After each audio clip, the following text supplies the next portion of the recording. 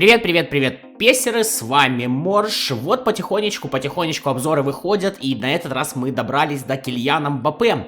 Суперская карточка в нашей игре, сейчас статы вы видите на своем экране, 95 он на первом уровне, 101 будет иметь на максимальной прокачке, 178 сантиметров роста, 22 года возраст, хотя на самом деле ему 23, игровой стиль охотник за голами, ну и просто неимоверные статы, вы сейчас их можете видеть. Просто идеальное умение атаковать, великолепнейший контроль мяча, идеальный дриблинг, классное удержание, пас низом и пас навесом хорошие показатели для центрального нападающего, хотя вы понимаете, что пас навесом ему не особо нужен. Идеальная реализация, жаль, что не слишком хорошо играет головой и не слишком хорошо прыгает. Штрафные не бьет, ну и, как говорится, хрен с ним. Подкрутка 85, в принципе, неплохо, но, конечно, могло бы быть и лучше, сами понимаете, здесь чем больше, тем лучше, тем удобнее будет играть центральным нападающим. Имеет вполне неплохой корпус для своего роста, 85. Суперский баланс тела, очень даже неплохую выносливость, если им не прессинговать, в принципе, мне хватает на целый матч. Идеальную скорость и ускорение, достаточно неплохую силу удара, но пушек, конечно, от него не ждите, и очень даже годную слабую ногу 3-3. Здесь у нас все хорошо. Плюс физическая форма 7, максимальная 8, так что тоже все отлично. По навыкам есть финт ножницы, есть обводка двойным касанием, есть скрещивание, максимально удобный для меня финт. Плюс для нападающего полезные навыки. Это удары с подсечкой, удары по восходящей, акробатика, удар без подработки, Раббона, также у него есть штатный пенальтист и хитрость. Чего не хватает? Ну, об этом, естественно, мы будем говорить, когда перейдем на поле. И вот мы на поле, ну и давайте обсуждать Килияна Мбаппе, действительно одного из лучших нападающих нашей игры. У нас сейчас огромное количество форвардов, есть из кого выбирать, и действительно каждый может подобрать форварда под себя. Начнем, как обычно, с небольшой истории. Выиграл он чемпионат мира в 2018 году, еще и признан игроком чемпионата, выиграл Лигу наций в 2021 году, за ПСЖ уже накатал 129 матчей и забил 103 гола, и за Францию 54 матча и 26 голов, за взрослую, само собой. Также он был признан в 2017 году Golden Boy'ом, и явно было за что. Давайте пробежимся по плюсам, а потом перейдем к минусам, которые, к сожалению, тоже есть. Идеальных игроков у нас не бывает.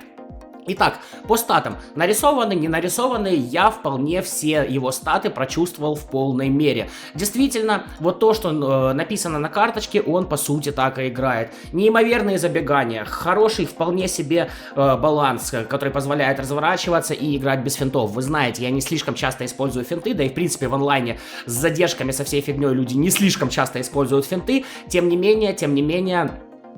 Просто на микродриблинге можно обходить противников, можно прикрывать мяч корпусом, который у него на удивление есть, и в принципе реализовывать моменты и забивать голы. В подыгрыше неплох, но не более того, у него достаточно показатель паса низом, чтобы где-то отдать штрафной, но само собой хороших передач от него ждать не стоит. Конечно же, великолепно открывается, конечно же, великолепно реализует. Хотелось бы силу удара побольше, но, ребят, тут маемо-то еще маемо, к сожалению, что есть, то есть, и усилить ее никак не получится.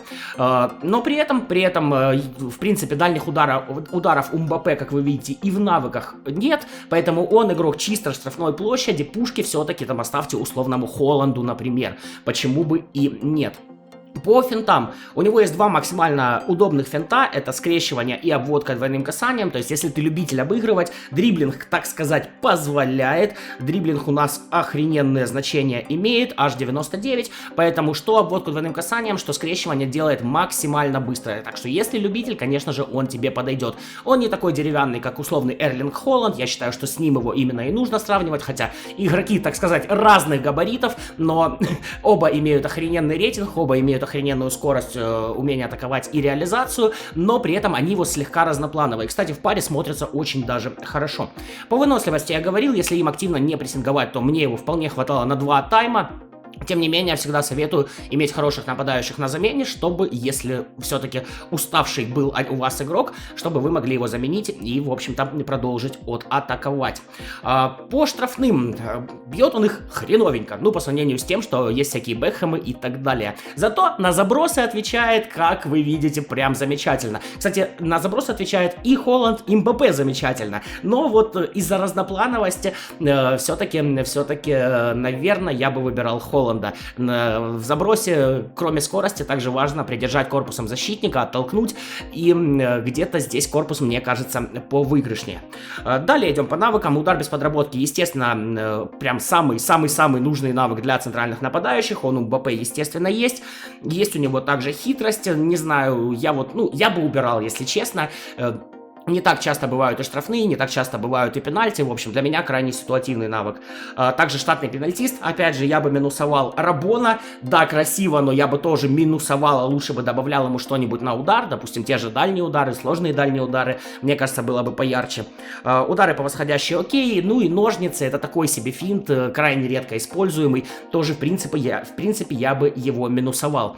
Если в целом говорить о этой карточке, то, конечно, мега хорош. Мега хорош. И если ты играешь в одного форварда, то, допустим, ну и для тебя важен именно баланс, важны именно финты, то, конечно, стоит выбирать Мбаппе. Если больше сила, то стоит выбирать Холланда, само собой. Мне кажется, Холландом играть чуть-чуть полегче. Вот. Если играешь забросами, да, тебя будут критиковать, тем не менее, огромное количество людей играет, подходят оба игрока, но, опять же, я сказал бы, что Холланд будет чуть поприоритетнее. Для меня, по крайней мере, именно конкретно в онлайн-матчах. В остальном Мбаппе, практически идеален. 99 умение атаковать, 99 реализация, скорость, ускорение, дриблинг есть, баланс есть, удара, может быть, немножечко не хватает, тем не менее, вполне себя неплохо бьет. Что еще надо? Я, если честно, не знаю. При том, что поймать его достаточно легко, при том, что у ПСЖ в матчдее может быть очень даже хороший состав, также можно в матчдее играть им за сборную Франции. Наверное, если бы выводить какую-то общую оценку, если Холланду, я бы даже сказал 9.75, то тут, чуть поменьше. Все-таки для меня более приоритетен корпус и физическая сила. Но 9,5, может быть 9,4 я бы Мбаппе спокойненько ставил. При том, что поймать его сейчас достаточно просто, у нас бесконечное количество попыток на этот новый пак. Советую, если для тебя важен баланс, если для тебя важен дриблинг, в принципе, что в одного форварда, что в два он играется очень даже хорошо, поэтому советую поймать, советую попробовать, а потом, конечно же, для себя делать вывод, кто тебе удобнее. Карточка неимоверно хороша, и я думаю, еще не одну карточку мы, собственно, классную от Мбаппе увидим, я думаю, еще и в этой части, в 22-й, само собой. А если у тебя есть старые версии, то в принципе, я бы не менял, практически одинаковые. Так что, мой вердикт 9.4, 9.5, карточка good, советую ловить, а в комментариях с удовольствием почитаю твой опыт игры за черепашку. На этом буду прощаться, как всегда, Морж, ребят, остальные обзоры в работе, как всегда, пока-пока.